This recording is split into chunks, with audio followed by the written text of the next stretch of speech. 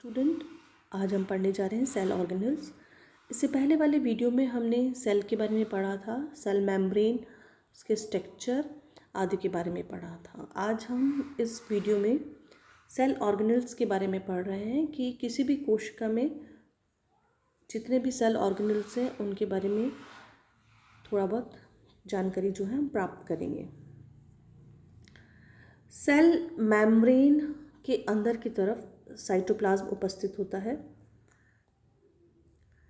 Cytoplasm जिसमें कि cytosol और सेल ऑर्गेनेल्स उपस्थित होते हैं। साइटोसोल जो होता है उसके अंदर पोटेशियम और सोडियम आयन उपस्थित होते हैं, लेकिन इनकी जो कंसंट्रेशन है डिपेंड करता है कि ये एक कोशिका है, ये एक और पास में कोशिका है, तो इन कोशिका के अंदर जो फ्लूइड भरा होगा उसको इंट्रासेलुलर फ्लूइड कहेंगे, और इन कोशिकाओं के बाहर ये यहाँ पर जो फ्लूइड भरा होगा उसको एक्स्ट्रा सेलुलर फ्लूइड कहा जाएगा। अब यहाँ पर जो तत्व होते हैं, ये आयंस जो होते हैं, इनकी कंसंट्रेशन में डिफरेंसेस पाए जाते हैं। जैसे कि जो इंट्रासेलुलर फ्लूइड होता है इसमें पोटेशियम की मात्रा अधिक होती है, जबकि एक्स्ट्रा सेलुलर फ्लूइड में सोडियम की मात्रा अधिक होती है। ये बहुत आवश्यक है इस चीज़ को याद रखना, क्योंकि जब हम नर्व का स्ट्रक्चर पढ़ते हैं तो ये एक बहुत इम्पॉर्टेंट फैक्टर होता है जिसको हमें याद रखना आवश्यक होता है। डिज़ोल्व प्रोटीन, एंजाइम्स और कुछ इस प्रकार के जो कि हार्मोन या एंजाइम के फॉर्मेशन में काम आते हैं, वो इंट्रासेलुलर जो फ्लूइड्स होते हैं ये यहाँ पर कोशिका के अंदर वहाँ इनकी मात्रा अधिक होती है, जिसकी वजह से ये जो पोर्शन है इसमें पदार्थों के निक्षेपण की वजह से इसकी कंसंट्रेशन ज़्यादा होती है। Usually contain nutrient molecules for energy protection, ऊर्जा के निर्माण के लिए, क्योंकि यहाँ पे माइटोकॉन्ड्रिया उपस्थित होता है तो एटीपी का फॉर्मेशन किया जाता है। कुछ यहाँ पे स्टोर फूड भी उपस्थित होते हैं। नेक्स्ट है, यहाँ पर जो ऑर्गेनेल्स पाए जाते हैं वो कुछ ऑर्गेनेल्स ऐसे होते हैं जो कि डबल मेम्ब्रेन होते हैं, कुछ ऑर्गेनेल्स सिंगल मेम्ब्रेन, और कुछ ऐसे भी ऑर्गेनेल्स होते हैं जिसमें कि किसी प्रकार की कोई झिल्ली उपस्थित नहीं होती। तो membrane enclosed organelles are isolated from the cytosol. हम इन ऑर्गेनेल्स को, सेंट्रीफ्यूज एक मशीन होती है उसके थ्रू इन ऑर्गेनेल्स को सेपरेट किया जा सकता है।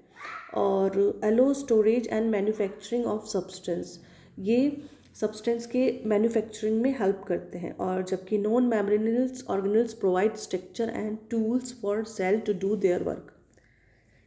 ऐसे ऑर्गेनेल्स जिसमें कि मेम्ब्रेन नहीं होती है वो सेल को एक पर्याप्त जो उसका शेप है वो स्ट्रक्चर प्रोवाइड करने में हेल्प करते हैं। यहाँ पर 3 प्रकार के ऐसे स्ट्रक्चर्स हैं जो कि मेम्ब्रेन नहीं होती, जिन पे माइक्रोफिलामेंट होते हैं, इंटरमीडिएट फिलामेंट होते हैं और माइक्रोट्यूब्यूल होते हैं। इनका जो स्ट्रक्चर होता है वो थ्रेड लाइक एक खोखली ट्यूब नलिका नुमी संरचना होती है, और ये प्रत्येक जो कोशिका है उसमें साइटोस्केलेटन का काम करती हैं। माइक्रोविलाई की अगर हम बात करें तो ये एक उंगली समान संरचना या प्रोजेक्शन होता है जो कि सरफेस पे फैली होती है, और ये कोशिका की जो सरफेस होती है उसको एक पर्टिकुलर शेप बनाने में हेल्प करती है। Found on sale that transport substance from ECF, ये ट्रांसपोर्ट में भी हेल्प करती है, जो कि कुछ बाहर एक्स्ट्रा सेलुलर फ्लूइड में पहुंचाना होता है उसमें हेल्प करती है। ये है फिंगर लाइक प्रोजेक्शन, माइक्रोफिलामेंट, ये माइक्रोविलाई है जिसमें उपस्थित होती हैं।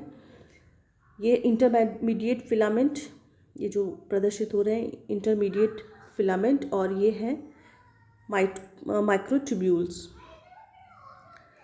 सेंट्रियोल जो कि एक सिलेंडर शेप होते हैं, और ये अधिकतर जब कोशिका का विभाजन हो रहा होता है तब बहुत ही अच्छी तरह प्रकट होते हैं और विभाजित होते हुए विपरीत ध्रुव की ओर कोशिका विभाजन के समय देखा जा सकता है। सीलिया जो कि एटीपी के हेल्प से मूवमेंट में हेल्प करते हैं। फ्लैजिला जो कि स्ट्रक्चर में सीलिया के समान ही होते हैं लेकिन वो संख्या में कम होते हैं, और ये भी सीलिया की तरह ही काम करते हैं। राइबोसोम और प्रोटियोसोम के बारे में अगर हम बात करें तो राइबोसोम जो है वो प्रोटीन के फॉर्मेशन में बहुत बड़ा रोल प्ले करती हैं, और दो प्रकार के राइबोसोम हम देख सकते हैं, एक तो फ्री मुक्त और एक फिक्स्ड राइबोसोम। जो फ्री वाले होते हैं वो साइटोसोल में कहीं पर भी स्प्रेड हुए हुए दिखाई दे सकते हैं, जबकि फिक्स्ड जो है वो एंडोप्लाज्मिक रेटिकुलम ईआर जिसे कहते हैं अंतःप्रदेवी जालिका उसके ऊपर अटैच रहते हैं। Proteasome organelles contain protein breaking proteolytic enzyme. ये एक ऐसा ऑर्गेनल्स है जो कि प्रोटीन को ब्रेक डाउन करता है। इसके पास इस प्रकार के प्रोटियोसिस एंजाइम्स होते हैं। अब हम बात कर रहे हैं एंडोप्लाज्मिक रेटिक्यूलम। एंडोप्लाज्मिक रेटिक्यूलम का जो काम है वो प्रोटीन, कार्बोहाइड्रेट और लिपिड की सिंथेसिस है, उनका फॉर्मेशन किया जाता है यहाँ पर।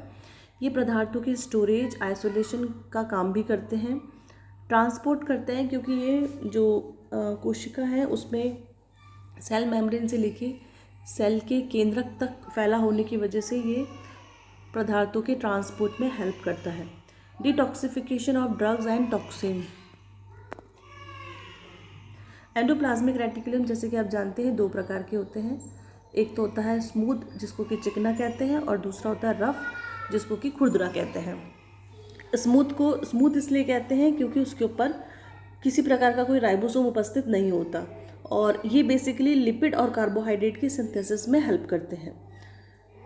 बनस्पत रफ जहाँ पर कि राइबोसोम उस पर अटैच रहते हैं और ये बेसिकली प्रोटीन सिंथेसिस का काम करते हैं। ये चीज़ याद रखने वाली है। जो स्मूथ ईआर होंगे वो लिपिड और कार्बोहाइड्रेट का फॉर्मेशन करेंगे, जबकि जो रफ हैं वो रफ एंडोप्लाज्मिक रेटिक्यूलम वो प्रोटीन का सिंथेसिस करेंगे। ये स्ट्रक्चर जहाँ पर ये रफ एंडोप्लाज्मिक रेटिक्यूलम और ये स्मूथ पोर्शन जहाँ पे सिस्टर्नी है, ये छोटी छोटी, जहाँ यहाँ पर एक भी राइबोसोम इन पे अटैच नहीं है, जबकि यहाँ पर राइबोसोम अटैच होने के कारण ये रफ अपने आप को प्रदर्शित करते हैं। नेक्स्ट है गोल्जी एपरेचस। यहाँ पर ये गोल्जी एपरेचस सिस्टर्नी की तरह फॉर्म होती है, एक के ऊपर एक जमी हुई परतों की तरह होती है, जिसमें सिस व ट्रांस दो फेज परत होती है। सिस उत्तल और अवतल को प्रदर्शित करते हैं। यहाँ पर जो मेजर फंक्शन होता है वो मॉडिफाइड एंड पैकेजिंग सिक्रीशन, छोटी छोटी वेसिकल का फॉर्मेशन होता है। जो भी मटेरियल सेल की जो न्यूक्लियस से एंडोप्लाज्मिक रेटिकुलम में आता है और एंडोप्लाज्मिक रेटिकुलम से गोल्जी एपरेचर तक आता है। यहाँ पर मॉडिफिकेशन होता है उस पदार्थ का और पैकिंग होती है छोटे छोटे वेसिकल्स में। उसके पश्चात वो प्लाज्मा मेम्ब्रेन तक पहुँचा दिया जाता है। पैकेजिंग एंजाइम लाइसोसोम का फॉर्मेशन भी इन गोल्जी एपरेचर्स के द्वारा ही होता है। ये एक प्रोसेस जिसमें ये केंद्रीय भाग और यहाँ से जो न्यूक्लियस पोर है यहाँ से पदार्थ निकलता हुआ ईआर के पास आता है। ईआर से ये मॉडिफाइड होकर छोटे वेसिकल्स के थ्रू गोल्जी एपरेचर्स के पास आता है। ये इसकी सिस और ट्रांस पोजिशन है, जहाँ ये उत्तल है और ये अवतल पोर्शन है, और ये यहाँ से पास होता हुआ यहाँ वेसिकल्स में कन्वर्ट होता है, जिसमें जितने भी मॉडिफिकेशन होते हैं उसकी पैकिंग वगैरह यहाँ होती है, और फिर उसको कोशिका की जो प्लाज्मा मेम्ब्रेन है उसके थ्रू बाहर निकाल दिया जाता है जहाँ उसकी आवश्यकता हो। नेक्स्ट है lysosome, produce by Golgi apparatus and contain digestive enzyme. Lysosome जो होते हैं वो गोल्जी बॉडी के द्वारा निर्मित होते हैं और इनमें डाइजेस्टिव एंजाइम होते हैं, बेसिकली हाइड्रोलाइटिक एंजाइम होते हैं। Help with clean up and recycling of material with the cell, help with immunity, can trigger autolysis also called cell death. इनके द्वारा जितने भी ऐसे पदार्थ जो कि नष्ट हो चुके होते हैं उनको कोशिका से बाहर निकाला जाता है या उसको पूरी तरह से डाइजेस्ट किया जाता है, और ये ऑटोलाइसिस स्वयं की जो सेल डेथ होती है उसके लिए भी रिस्पॉन्सिबल है। Peroxisome formed for existing peroxisomes, इसका फॉर्मेशन पहले से उपस्थित पेरोक्सिसोम के द्वारा होता है। ये enzymes break down fatty acid, ये फैटी एसिड के ब्रेक डाउन से संबंधित होता है। यहाँ पर फ्री रेडिकल्स का फॉर्मेशन होता है क्योंकि ये H2O2 के द्वारा जो फ्री आयन निकलते हैं वो पेरोक्सोसोम के द्वारा होते हैं। आयन और molecules that contain unpaired electrons are free radicals. Next है माइटोकॉन्ड्रिया, जो कि डबल मेम्ब्रेन होती है स्ट्रक्चर। इसकी बाहर वाली मेम्ब्रेन तो एक सिंपल होती है, लेकिन अंदर वाली जो मेम्ब्रेन होती है अंदर की तरफ धंस के सिस्टर्नी उंगलीनुमा उभार का फॉर्मेशन करती है, और यहीं पर एटीपी प्रोडक्शन के लिए एरोबिक मेटाबॉलिज्म होता है या सेलुलर रेस्पिरेशन होता है, और इसको आप जानते हैं शक्ति गृह कहा जाता है। ये माइटोकॉन्ड्रिया का स्ट्रक्चर, जिसमें ये इनर मेम्ब्रेन है और ये आउटर मेम्ब्रेन है, ये अंदर की तरफ क्रिस्टी। Then nucleus. न्यूक्लियस जो होता है वो largest organelles in cell that control centre of the cell. ये पूरी कोशिकाओं को नियंत्रित करता है। जब कोशिका का आकार बहुत अधिक बढ़ जाता है तब कोशिका विभाजन के लिए तैयार हो जाती है, क्योंकि न्यूक्लियस का जो कंट्रोल है पूरी कोशिकाओं के ऊपर नहीं रह पाता। उस समय कोशिका डिवाइस या माइटोटिक या मेयोटिक डिवाइड होना स्टार्ट कर देती है। The nuclear envelope is a double membrane that surrounded the nucleus. जो केंद्रक आवरण है वो दो झिल्लियों से मिलकर बना होता है। इसके बीच बीच में पोर होते हैं जिससे कि न्यूक्लियर पोर कहा जाता है। और न्यूक्लियर पोर यहाँ पर एक न्यूक्लियोलाई भी उपस्थित होता है। ये कोशिका के अंदर न्यूक्लियस के अंदर न्यूक्लियोलस भी उपस्थित होता है, और इस न्यूक्लियोलस के थ्रू जो राइबोसोमल आरएनए है उसका फॉर्मेशन होता है। न्यूक्लियस के अंदर क्रोमोसोम उपस्थित होते हैं, और जो क्रोमोसोम होते हैं वो found in nucleus and stored instruction for protein synthesis. Chromatin loosely coiled DNA found in cell that are not dividing. जो क्रोमेटिन कंडीशन होती है, क्योंकि जब वो इंटरफेस में होती है तो वो एक जालनुमा संरचना बनाती है जिसको कि क्रोमेटिन कहते हैं। जब वो कंडेंस्ड हो जाते हैं तो उनको क्रोमोसोम कहा जाता है। ये न्यूक्लियोलस जिसको कि यहाँ प्रदर्शित किया गया है, न्यूक्लियोलस, ये है डीएनए हिस्टोन प्रोटीन के साथ मिलकर एक ऑक्टोबर का फॉर्मेशन करते हैं जिसको कि न्यूक्लियोसोम कहा जाता है। ये न्यूक्लियोसोम और अधिक कंडेंस्ड होके क्रोमेटिन का फॉर्मेशन करते हैं ये, और ज़्यादा इसमें सुपर कॉइल होने की वजह से ये क्रोमोसोम का फॉर्मेशन करते हैं। क्योंकि ये इस प्रकार की कंडेंस या कॉइलिंग की वजह से ही ये इतने से छोटे से क्षेत्र में फिक्स हो पाता है। अदरवाइज अगर इसको पूरा ओपन कर दिया जाए तो ये इसमें फिक्स, न्यूक्लियस में फिक्स नहीं हो पाएगा।